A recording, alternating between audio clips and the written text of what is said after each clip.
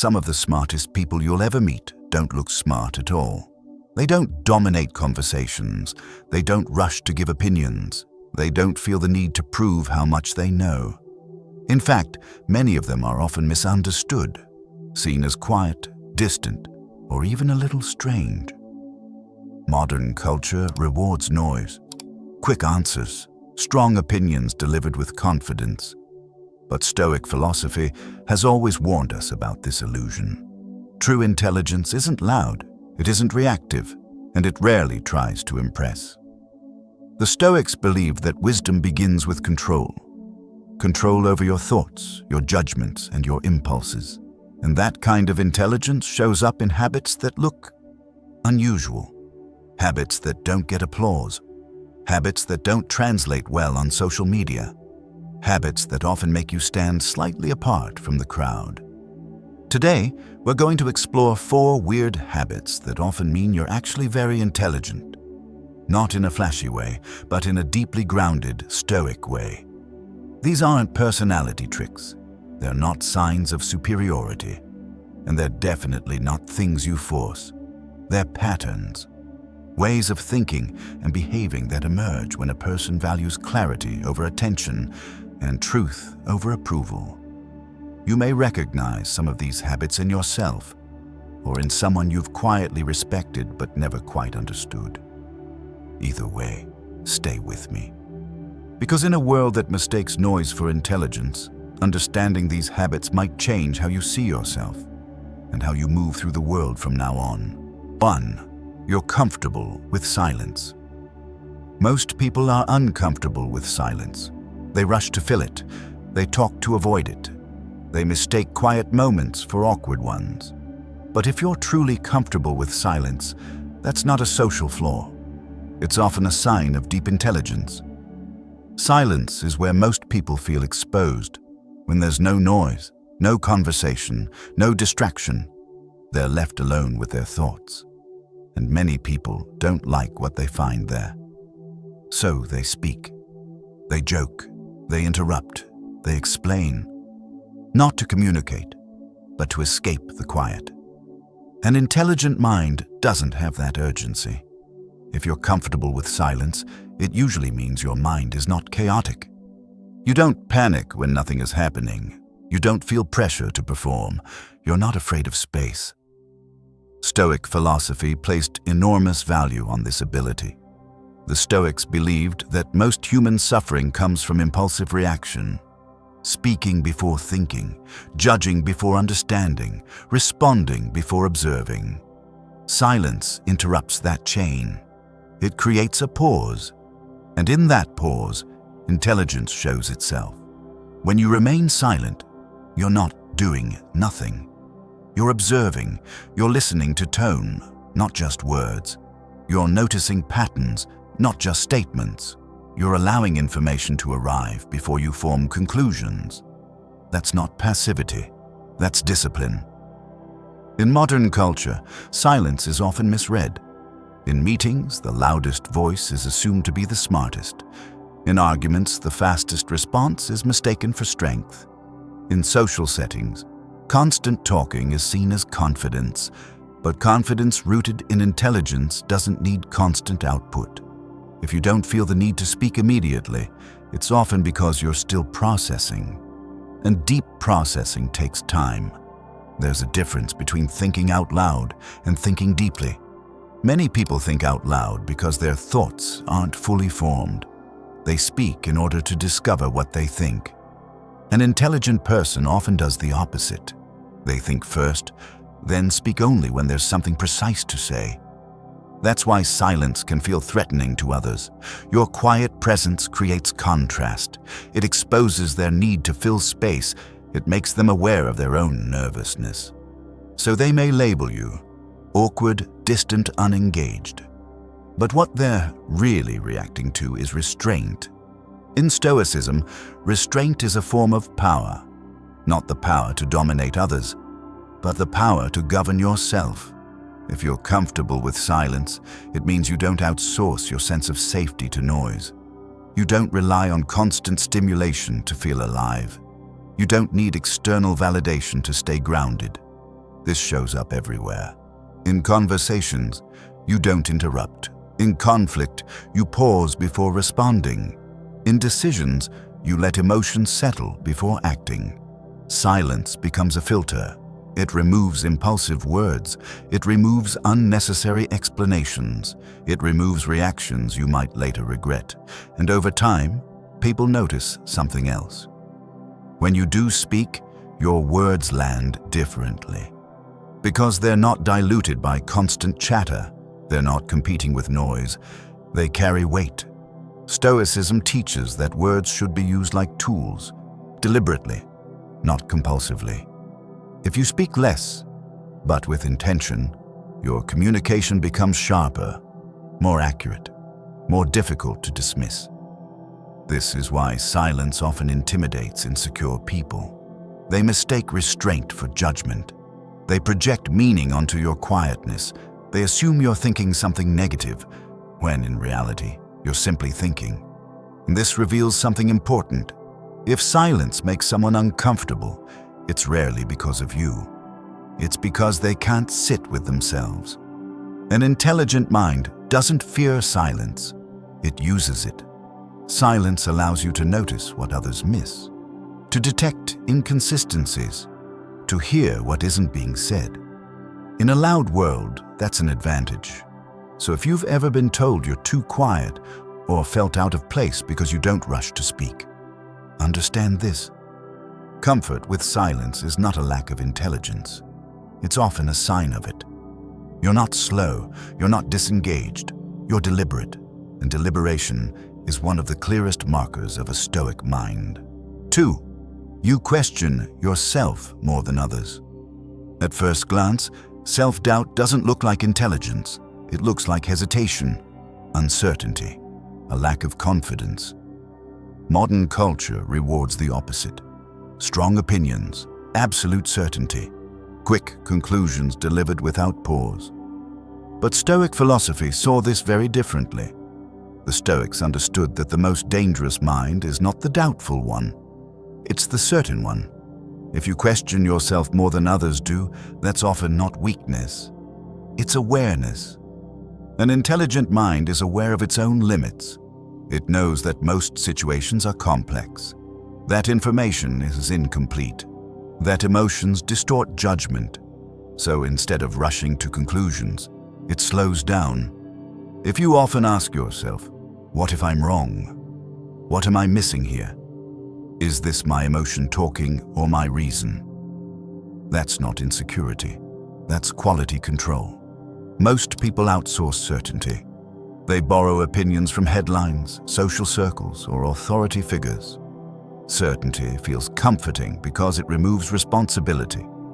But Stoicism demands responsibility for your judgments, and that responsibility creates doubt. Not paralyzing doubt, but productive doubt. The kind that forces you to examine assumptions before acting on them. There's a pattern you may have noticed. People with shallow understanding tend to speak with extreme confidence. They rarely revise their views. They defend opinions as if they were identities. People with deeper understanding do the opposite. They hedge, they qualify, they stay open. Not because they're weak, but because they've seen how often they were wrong before. If you question yourself, it usually means you've learned something from experience. You've seen decisions backfire. You've seen confident people fail. You've seen how certainty collapses under new information. So now you're careful. Stoicism doesn't teach indecision. It teaches examined action. Before acting, you examine your impressions. Before judging, you inspect your interpretation. Before speaking, you test your certainty. This habit often gets misunderstood. Others may see your caution as lack of conviction. They may mistake your openness for weakness. They may push you to just take a stand. But intelligence isn't about taking a stand quickly. It's about taking the right stand, even if it takes longer. If you question yourself, you're less likely to act impulsively, cling to bad ideas, double down out of pride. You're more likely to update your thinking. And the ability to update is one of the clearest signs of intelligence. Stoic thinkers believe that the mind should remain flexible, strong, but not rigid. Rigidity breaks under pressure. Flexibility adapts. This is why intelligent people often change their minds, not because they're inconsistent, but because they value truth over ego. They don't treat beliefs as possessions. They treat them as tools, and tools get replaced when they stop working. If you find yourself regularly revisiting your views, reevaluating your decisions, or feeling uneasy about absolute claims, that's not a flaw. It means your mind is active. It means you're not hypnotized by certainty. It also means you're harder to manipulate. Propaganda relies on certainty. Manipulation relies on emotional certainty. Simplistic narratives rely on people who don't question themselves. When you question yourself, you disrupt that process. You slow it down, you create a buffer between stimulus and response. Stoicism lives in that buffer. It's the space where reason regains control. So while others rush to be right, you focus on being accurate. While others defend positions, you examine them, and over time, something subtle happens. Your decisions become fewer, but better. Your words become rarer, but clearer. Your confidence becomes quieter, but more stable, because it's not built on certainty, it's built on honesty. And honesty with yourself is one of the highest forms of intelligence there is. 3. You're extremely selective about who you engage with. Most people measure intelligence by how much someone knows. Stoicism measures it by something quieter: discernment. If you're highly selective about who you engage with, that's often not social awkwardness. It's cognitive discipline. An intelligent mind understands a simple truth most people ignore. Every interaction costs something: time, attention, emotional energy. And not all conversations are neutral. Some sharpen your thinking, others dull it. If you instinctively avoid certain people, topics, or environments, it's usually because you've learned this through experience. You've noticed patterns. You've seen how certain conversations leave you clear, and others leave you agitated, distracted, or drained. Stoicism teaches that your mind is your primary asset, and assets must be protected. That means being selective. Not everyone deserves access to your attention. Not every opinion deserves a response. Not every invitation deserves a yes. To people who don't think this way, your behavior may look cold. They may say you're distant, detached, even arrogant. But what they're really seeing is boundaries. An intelligent person understands that constant engagement creates noise, and noise erodes clarity. This habit often develops after repeated exposure to low-quality interaction. Endless gossip, emotional drama disguised as connection, arguments that go in circles. At some point, the mind says, enough. Not out of superiority, but out of self-respect. Stoic philosophy emphasizes that you become shaped by what you repeatedly expose yourself to. Your language, your emotional tone, your assumptions about the world. They are influenced by your environment far more than your intentions. So intelligent people manage their environment deliberately. They limit contact with chronic complainers, reactive personalities, people who thrive on chaos, not because they hate them, but because constant exposure lowers their own standard of thought. This selectivity shows up in subtle ways. You don't argue online. You don't explain yourself to people committed to misunderstanding you. You don't stay in conversations that spiral into emotion without direction. Instead, you choose. Fewer conversations, deeper exchanges, longer periods of solitude. Not because you dislike people, but because you value clarity. Stoicism does not glorify isolation. It glorifies intentional association. You choose people who challenge your thinking without attacking your character. You choose conversations that move somewhere, not just vent. And when that's not available, you choose silence. This habit becomes more pronounced with age and experience. You realize that intelligence isn't proven by participation. It's preserved by restraint. Just because you can engage doesn't mean you should. Most people engage automatically. They react to comments. They respond to provocation. They feel obligated to be available. An intelligent mind breaks that reflex. It inserts a pause. And in that pause, a question appears.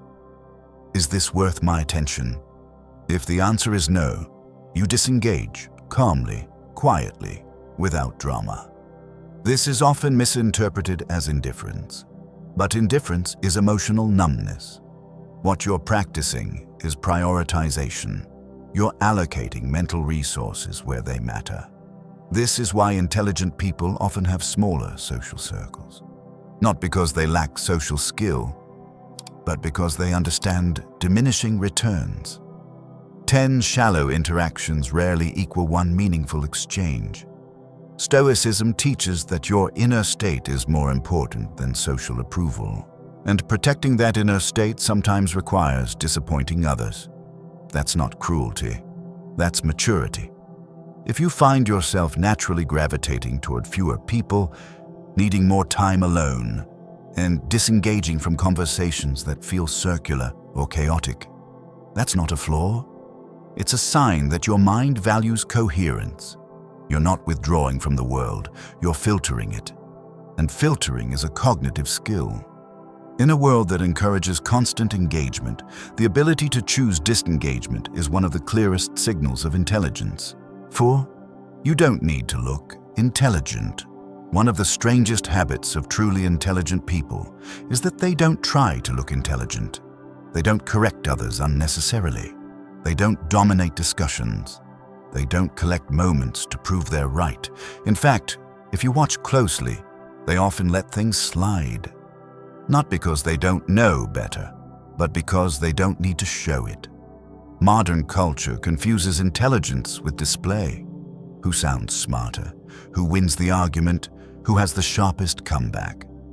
But Stoic philosophy draws a hard line between knowing and performing. Performance belongs to the ego. Understanding belongs to the mind. If you don't feel the urge to demonstrate how much you know, it's often because your sense of worth isn't tied to being seen as smart. That's rare.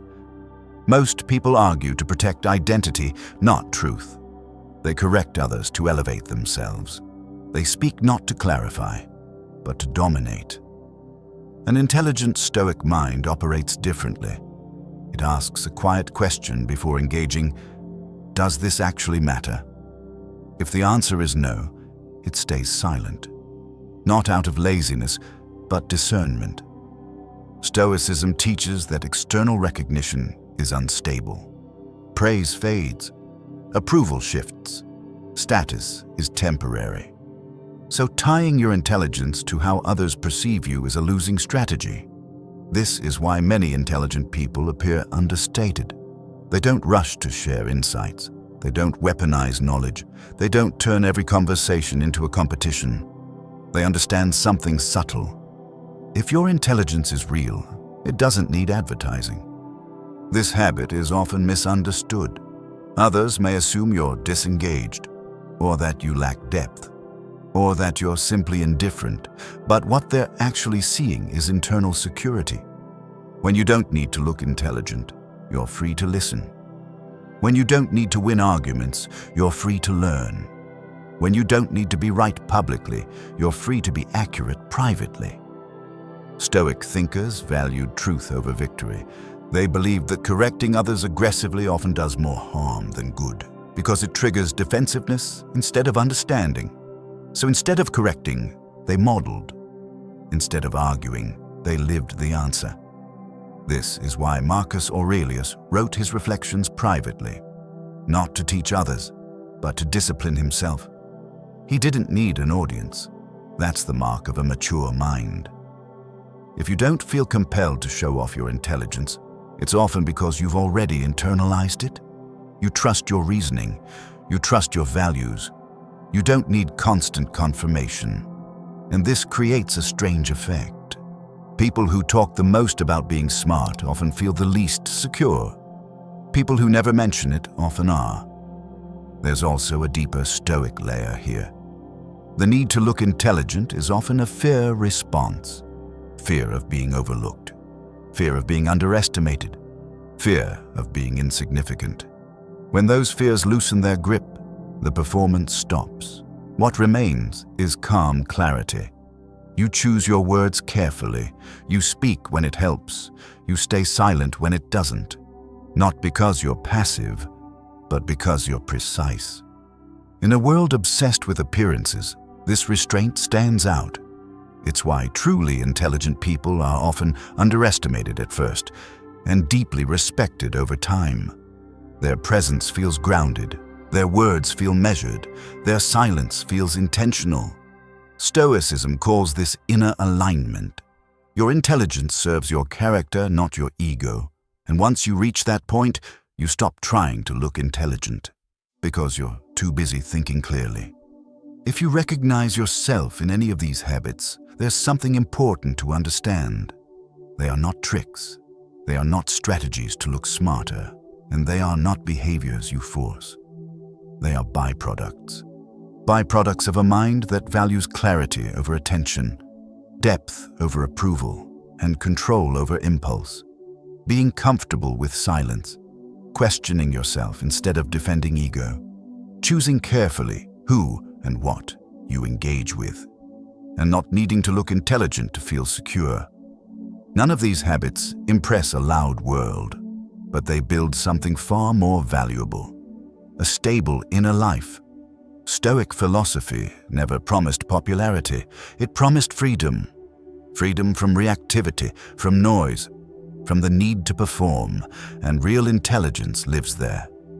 Quiet, disciplined, self-governed. If you've ever felt out of place because you don't rush to speak, because you don't chase every argument, because you don't feel the urge to prove yourself, you're not broken. You may simply be operating at a different depth. In a world that rewards speed, you value accuracy. In a culture that rewards noise, you choose restraint. And that choice shapes the quality of your thoughts, your decisions, and ultimately, your life. If this perspective resonated with you, leave a comment with the words, "Quiet mind, strong mind." Share this video with someone who thinks deeply but speaks little. And if you value calm strength, discipline, and stoic clarity, subscribe. Because intelligence doesn't announce itself. It reveals itself in how you think, how you choose, and how little you need to prove.